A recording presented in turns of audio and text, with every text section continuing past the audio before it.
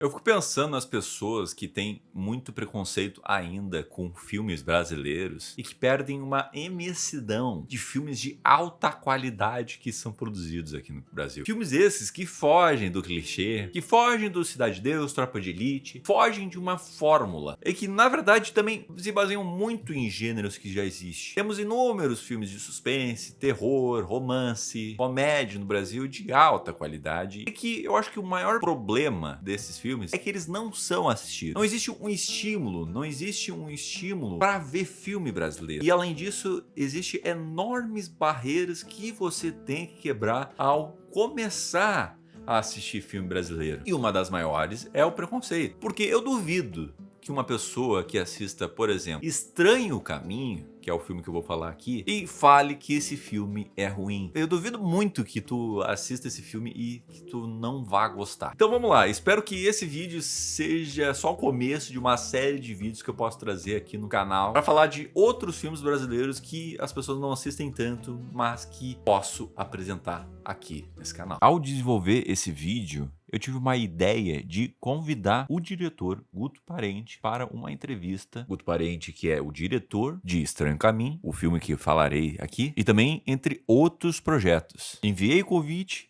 ele aceitou e assim a gente conseguiu conversar e gerar uma entrevista onde ele conta os bastidores desse filme, do seu começo de carreira dentro do cinema e entre outros assuntos. Então agora eu desejo a vocês um bom vídeo. Então, Guto Parente, muito obrigado por ter aceitado o convite. É uma honra receber tu no meu canal, falando de cinema e trazer uma percepção do diretor de cinema dentro de um filme, né? Que é completamente diferente para um crítico de cinema, barra criador de conteúdo de cinema. Eu queria saber, primeiro, a tua história, a tua trajetória dentro do cinema, como é que foi? Como é que começou? Primeiro, obrigado pelo convite, né? Massa estar aqui no canal, podendo ter esse espaço de diálogo. Bom, como é que começou?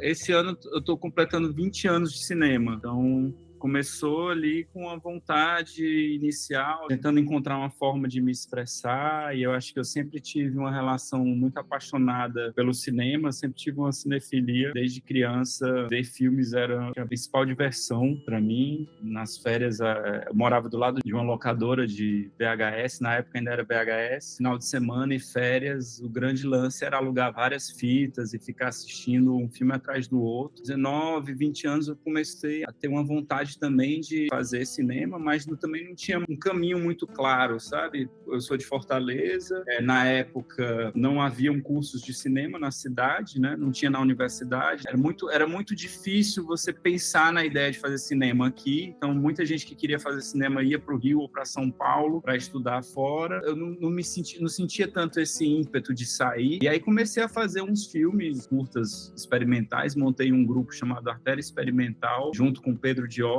e com Gabriel Letal, uns amigos também que a gente compartilha cinefilia há muito tempo. O Pedro é meu primo, a gente dirigiu alguns filmes juntos, inclusive o Inferninho. E aí a gente começou esse exercício ali bem despretensioso de fazer escrever uns roteirinhos e de começar a filmar e começar a experimentar algumas coisas, até que surgiu um curso de cinema aqui na cidade de Fortaleza, ainda existe, inclusive, que é da prefeitura, uma escola pública de cinema, chamada Escola do Audiovisual da Vila das Artes. Pedro, a gente entrou para a primeira turma e eu acho que existia uma demanda muito reprimida, sabe? Muita gente a fim de fazer cinema, de estudar, e não tinha tantas opções. Enfim, nesse processo de entrar para a Escola do Audiovisual, eu acho que eu consegui ter a dimensão assim da coletividade, da força da coletividade do cinema, encontrando ali várias outras pessoas também que tinham esse mesmo desejo de fazer cinema, e aí a gente meio que foi juntando forças e construindo algo coletivamente, né? Depois eu fiz parte de um coletivo chamado Alumbramento. O coletivo é uma produtora, a gente fez muitos filmes também no modelo de baixo orçamento,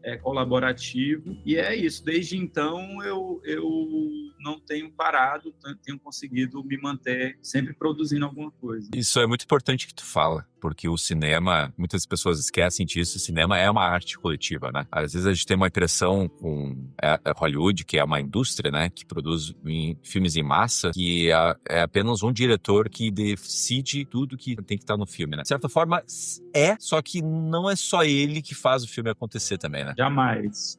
Eu acho que é uma ilusão achar que um filme é resultado resultado, sabe? De uma ideia brilhante que surge na cabeça de uma pessoa e que outras pessoas estão ali só para executar essa ideia, né? Eu acredito que o bom cinema, normalmente, é um cinema em que o papel da direção é um papel tanto de convocar pessoas talentosas para estar ao redor de um projeto e envolver essas pessoas no projeto ao ponto dessas pessoas se sentirem à vontade para colaborar, para contribuir, para trazer sua visão, sua perspectiva. Então, assim, eu acho que dirigir um filme, na minha concepção, tem mais a ver com um lugar de uma condução, de uma orquestração também de talentos. Claro, se você é o roteirista, se a ideia parte de você, né, e você está propondo isso a um grupo, a um coletivo, de alguma maneira você representa uma figura que norteia, né? Você conduz ali, a decisão final acaba sendo sua, mas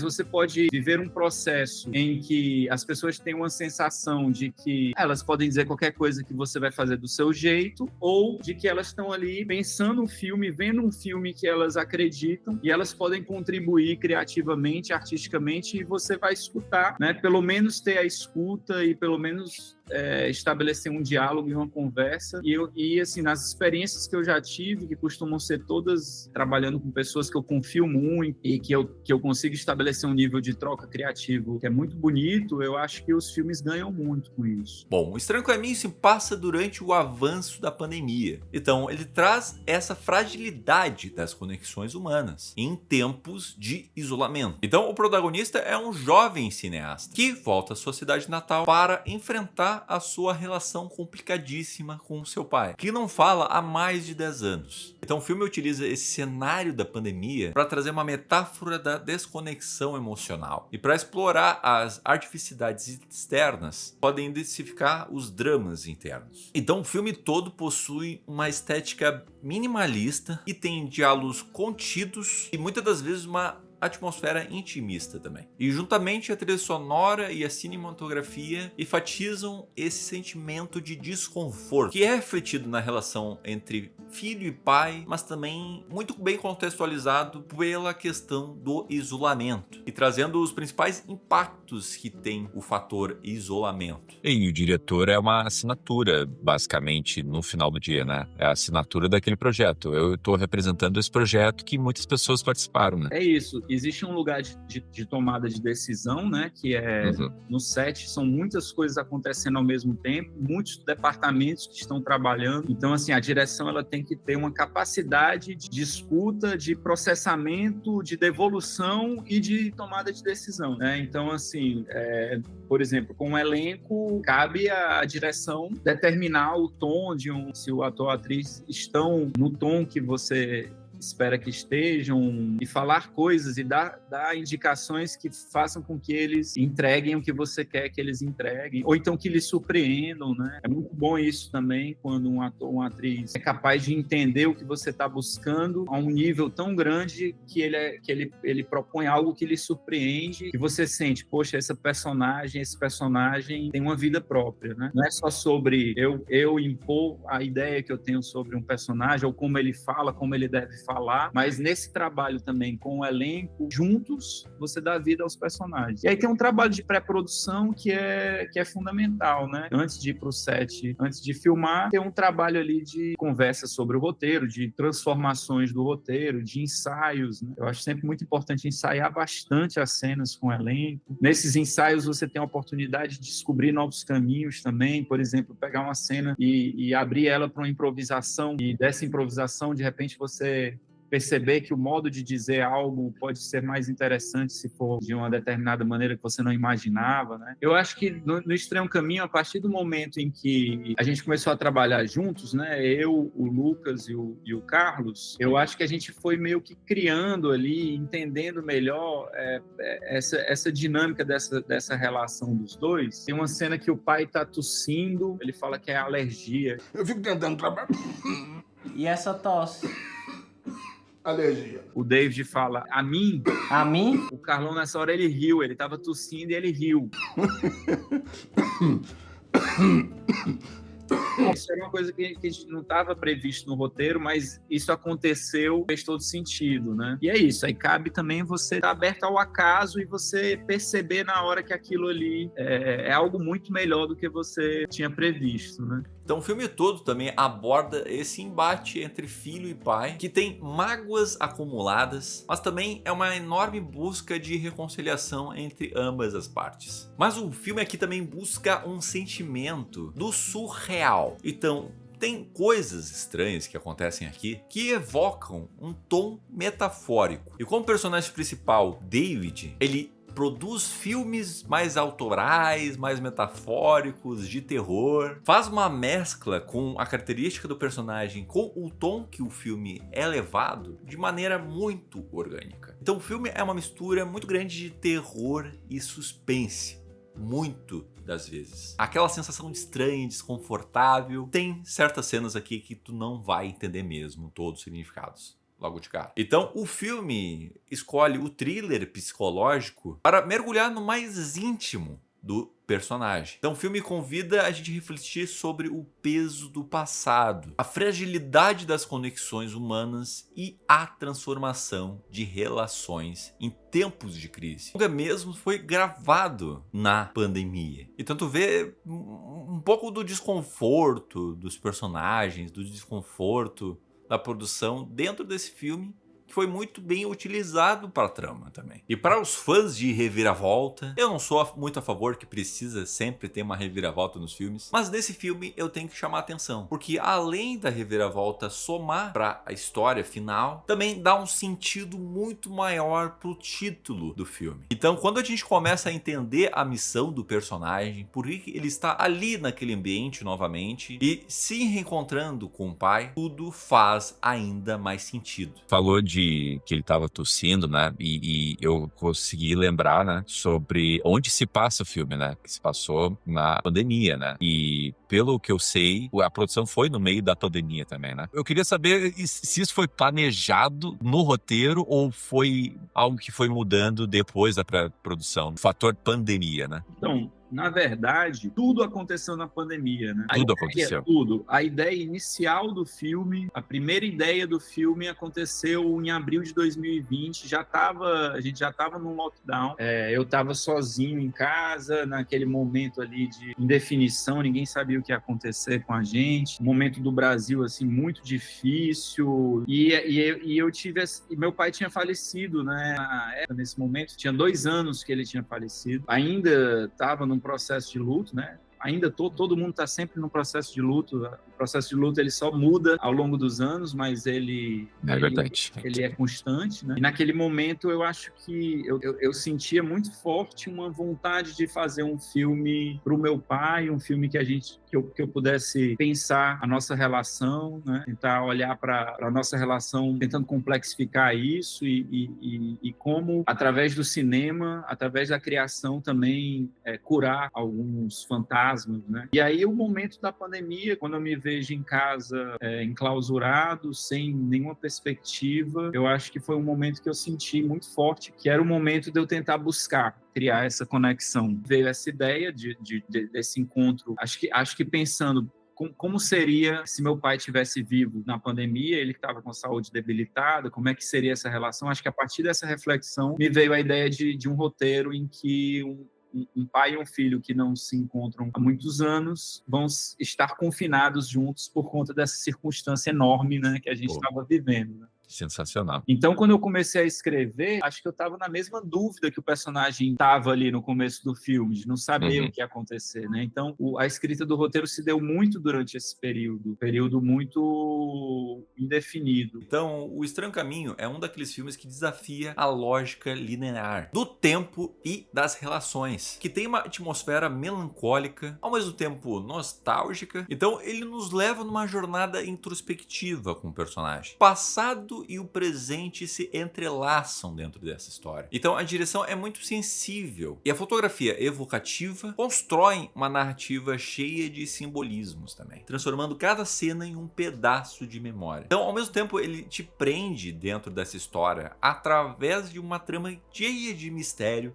Tu vai entendendo aos poucos a relação desses personagens, que flerta um pouco com filme de terror, mas que ao concluir dessa história, tu vai entendendo que, na verdade, esse filme, como as memórias influenciam a percepção da realidade e como moldam a nossa identidade. Então a narrativa valoriza mais o silêncio e os gestos sutis, sugerindo mais do que explicando. Então o filme aborda uma jornada pessoal do protagonista para entender a sua própria história. Então ele enfrenta sentimentos da solidão, dos arrependimentos e da sua própria mudança. Então, é uma trajetória que é muito universal e muito identificável. Então, ele também constrói essa relação entre o cinema e memória, a estética e a construção na narrativa, que evocam muito bem esse olhar documental do protagonista, sobre a vida do protagonista. Cria essa ponte da ficção e da realidade. Pô, cara, eu tô curioso pra saber o teu próximo longa. Tem alguma previsão de quando vai ser, o que é?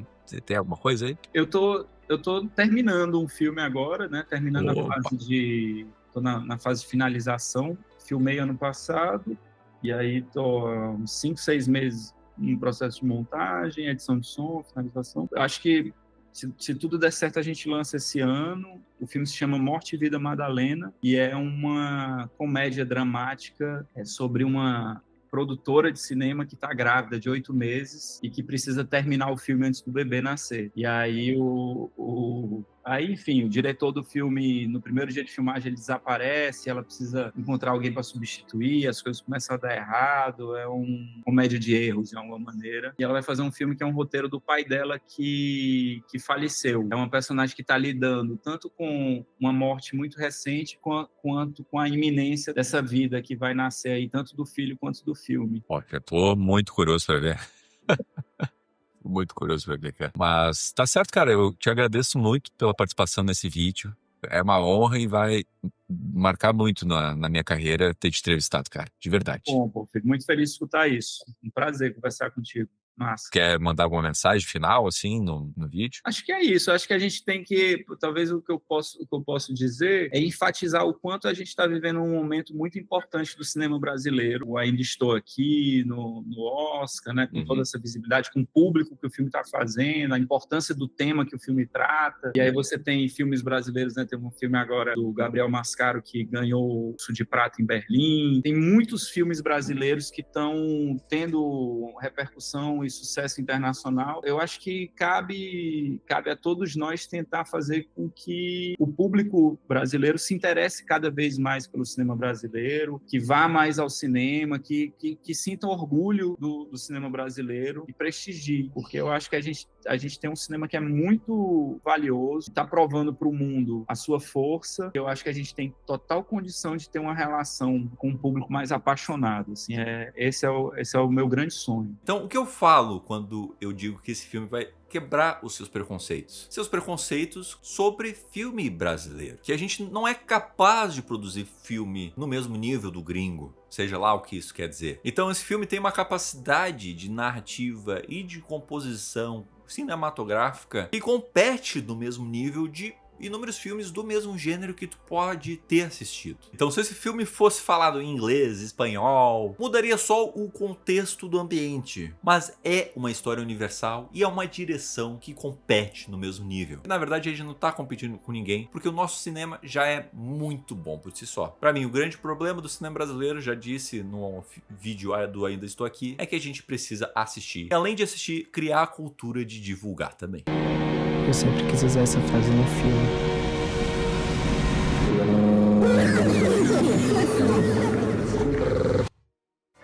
Baderneiro, me tornei cavaleiro. Mas enfim, é isso. Espero que tu tenha gostado desse vídeo. Então comente aqui o que tu achou do filme, se tu assistiu depois de ter visto esse vídeo. Compartilhe esse canal para amigos que curtem cinema. E até a próxima. Tchau.